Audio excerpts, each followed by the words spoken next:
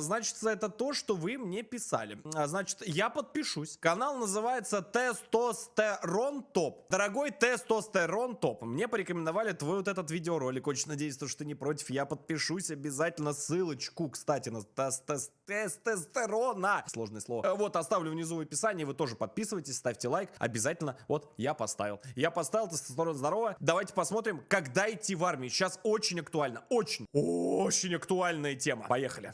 Несмотря на то, что в России... Да, кстати, не забудь тоже подписаться. Вот я знаю, те, кто смотрит, вот это не подписываются и колокол не ставят. Колокол можешь поставить один раз и все. Один и все. И завтра в школу не пойдем. Все, поставил? Молодец, молодец. Все, красавчик. Срочная служба Я же знаю, что не поставил. Поставь, пожалуйста. в армии является Спасибо.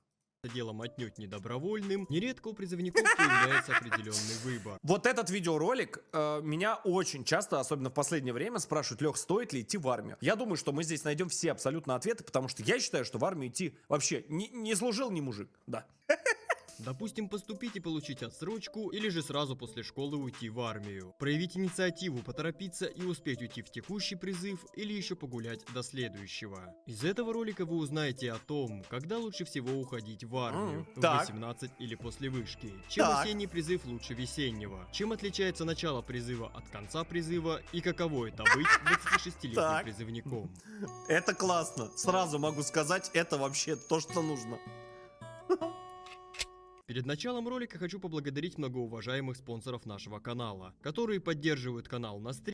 Вот здесь я полностью солидарен, потому что есть ребята, которые тоже у меня и донатят. И мало того, что донатят, еще и спонсорки оформляют. Вот спонсировать кнопочку прожимают даже вне стрима. Ребят, спасибо вам огромное, кто каждой копеечкой, каждым рублем своим нажитым, честно, кровным поддерживает меня. Спасибо вам большое. Господи, хоть где-то мне вот наконец поблагодарить. Ты служил? Да я писарем в штабе отсиделся-то по блату. Стримах, на Патреоне и через спонсорские подписки. Кстати, напомню, что оформляя спонсорскую подписку Ух, ни хрена себе, ты шит, я такой накаркал, сколько сдонатили. Лаки, спасибо! Лаки, спасибо!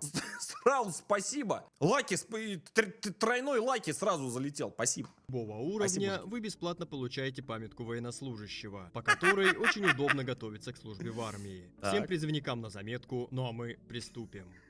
Для начала давайте сразу же разберемся, есть ли разница между призывами. Я Так. считаю, да, определенно. Сразу скажу, что те, кто не шарит, не в курсе, если что, я 5 лет по контракту отслужил, просто так, к слову, просто, ну, если что.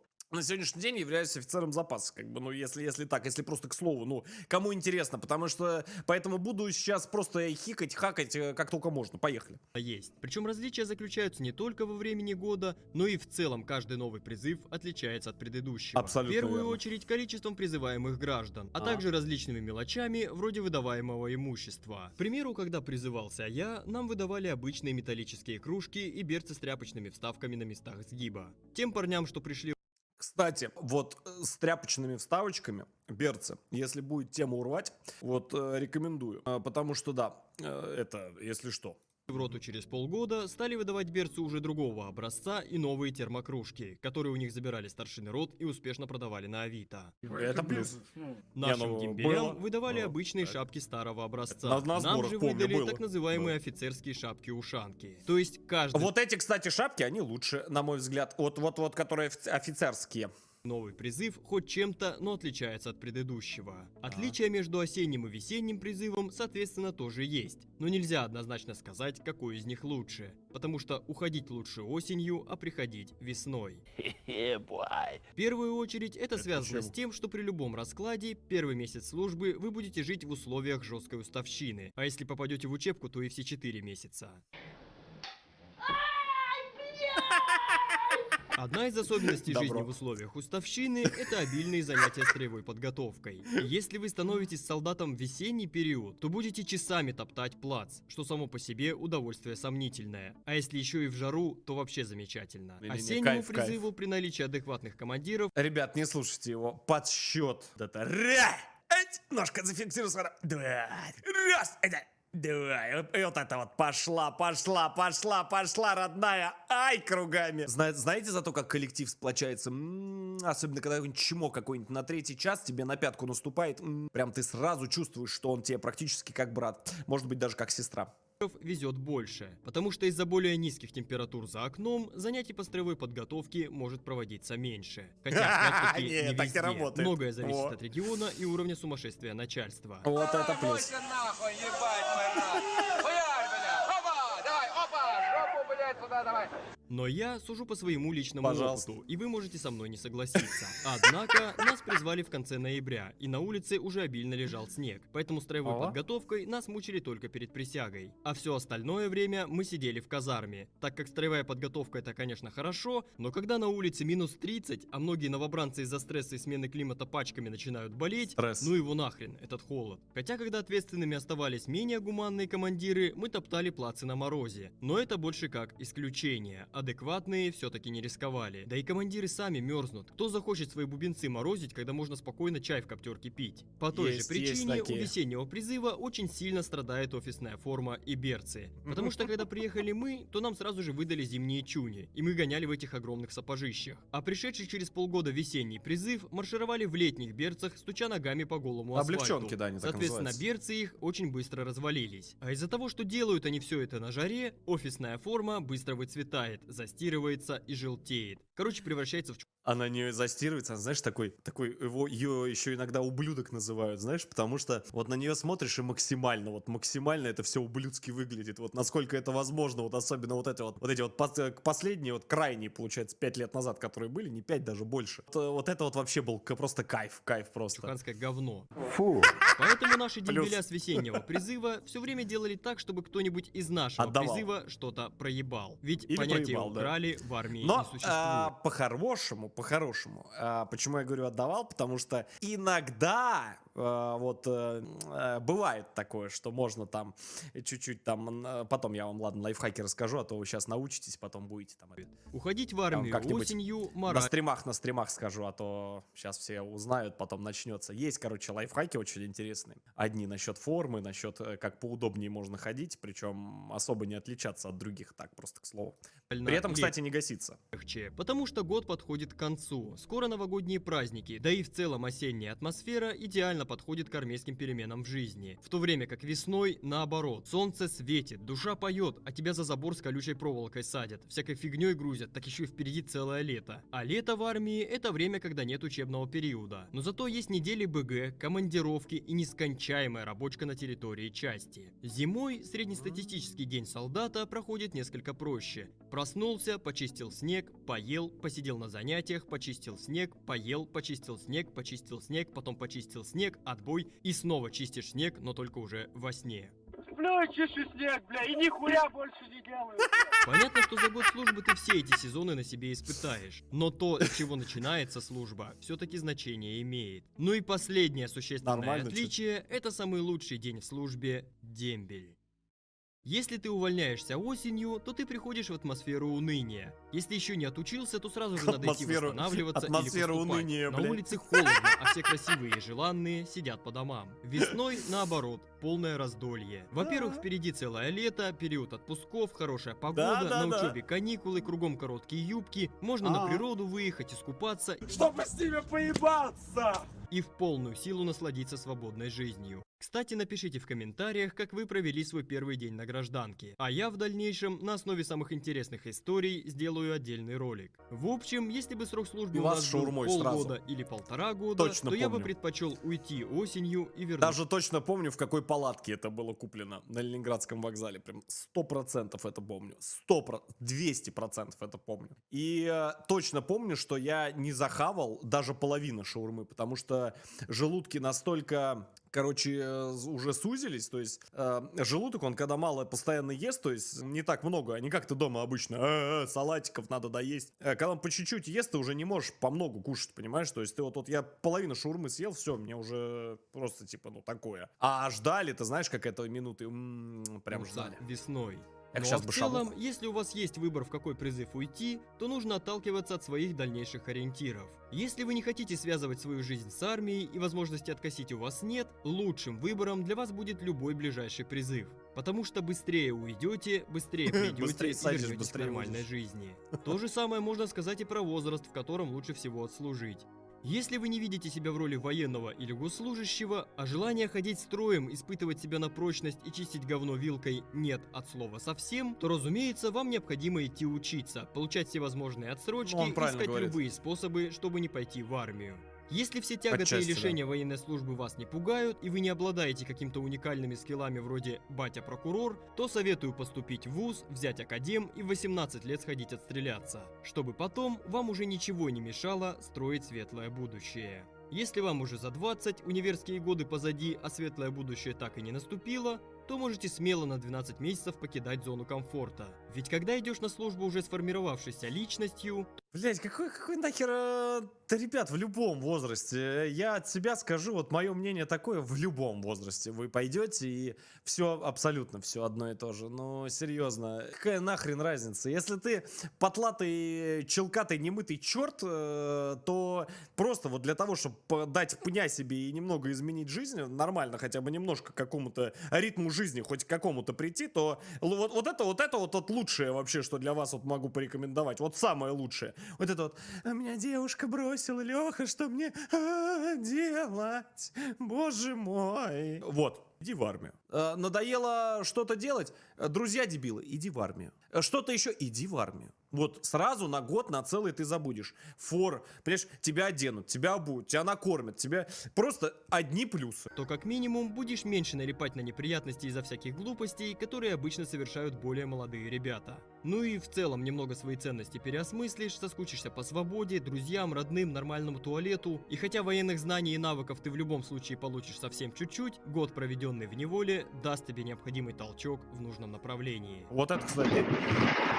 В интернете распространены такие мифы, что к людям с высшим образованием в армии как-то предвзято или наоборот привилегированно относятся. Бред полный. Солдат есть солдат. У меня во взводе почти половина парней имели высшее образование и служили точно так же, как и другие. В армейском коллективе, так же как и в любом другом мужском коллективе, стараются оценивать человека по поступкам, а не по возрасту, образованию и прочим факторам. Кстати, тема следующая. Я расскажу вам одну, блядь, поучительную историю про одного черта, с которым у меня был начальником. Не буду говорить где, и не буду говорить, как его зовут. Я не устану про него говорить до конца своих дней. В каждом видеоролике, где будет говориться про вот таких вот начальников, я всегда буду его упоминать. Черт, я тебя помню, запомни это. Я тебя помню, я знаю, что ты посмотришь этот видеоролик. Я тебя помню, блядь. Такой ты черт, реально. Был там был у нас, который именно так и судил. А, чё, у тебя высшее образование, да? А я вот в институт сходил на 5 лет. А ты, значит, дома вкусняшки ел, да? И этому черту ему невозможно объяснить, что каждый день ты просыпаешься, ты едешь, блядь, в этот институт, ты толкаешься в этих бесконечных этих толчаях в электричках, ты потом приходишь, ты потом с тебя требуют в этом институте деньги бесконечно, ты идешь на работу, ты работаешь, ты ночами работаешь, днем ты идешь в институт, и после этого ты приходишь, и может быть ты его закончишь, понимаешь? Может быть нет, для таких людей нет ничего. Обязательно запомните, это такой вот такие черти, их очень просто определить. Это, знаете, такие с очень тонким юмором. Вот запомните, вот кто пойдет, особенно в армию, сразу вот чекайте. Знаете, это такие вот типы, которые, они всегда будут смеяться, знаете, у них такой какой-то гениальный юмор, 100% гениальный юмор, и вокруг этих чертей собираются такие черти, точно такие же, которые вот так же, знаешь, он какую-нибудь херню ляпнул, они такие: ай, бля, юморишь, братан, разрывная, ёпта. Сами отворачиваются, говорят: о боже, блядь, как мне дослужить? Вот так-то оно обычно и происходит, так что держу в курсе.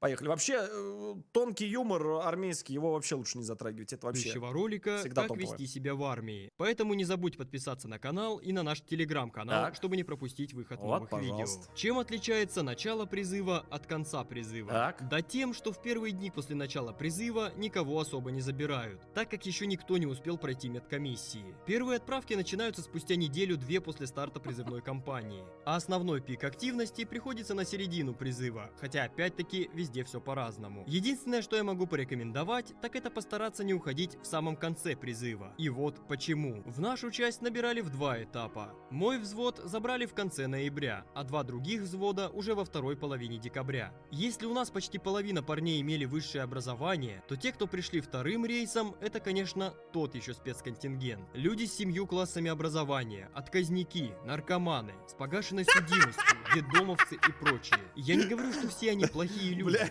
Нет, среди вся них было элита. много адекватных парней. Ну, кстати, Но большая детдомовцев часть была это- тем еще отребьем. это Я думаю, отдельно. что это было связано с тем, что под Нормально, конец пацаны, призыва зачастую. к нам забросили тех, кого больше никуда не взяли. Да и часть у нас была, откровенно, не курорт. Поэтому, основываясь на моем опыте, рискну сделать вывод, что уходя под конец призыва, вы можете столкнуться с двумя проблемами. Все нормальные покупатели уже набрали призывные команды и уехали, и вас отправят не туда, куда вы хотите или идеально подходите, а куда придется. А большинство ваших товарищей по службе будут теми, кого система считает людьми второго Дальний сорта. Восток. Ну и напоследок расскажу вам о том, как же служится 26-летнему солдату. За период службы я знал как минимум 7 солдат, которым до непризывного возраста оставались считанные месяцы. Один из них даже успел отслужить срочку в армии Казахстана и 7 лет спустя с нами служил уже вторую в своей жизни срочку, но только уже в армии России. Пацан к успеху шел. Не получилось, не фартануло. В целом, 26-летние солдаты от остального коллектива особо не отличались. Разве что только на Это фоне топ. 18-летних деревенщин выделялись своей адекватностью и рассудительностью. Это Но это оно и гений. понятно. Люди все-таки взрослые и почти все уже семейные. Огромный минус прохождения срочной службы в таком возрасте – это отношения с некоторыми командирами. Бля, но в 26 лет уйти в армию, это классно.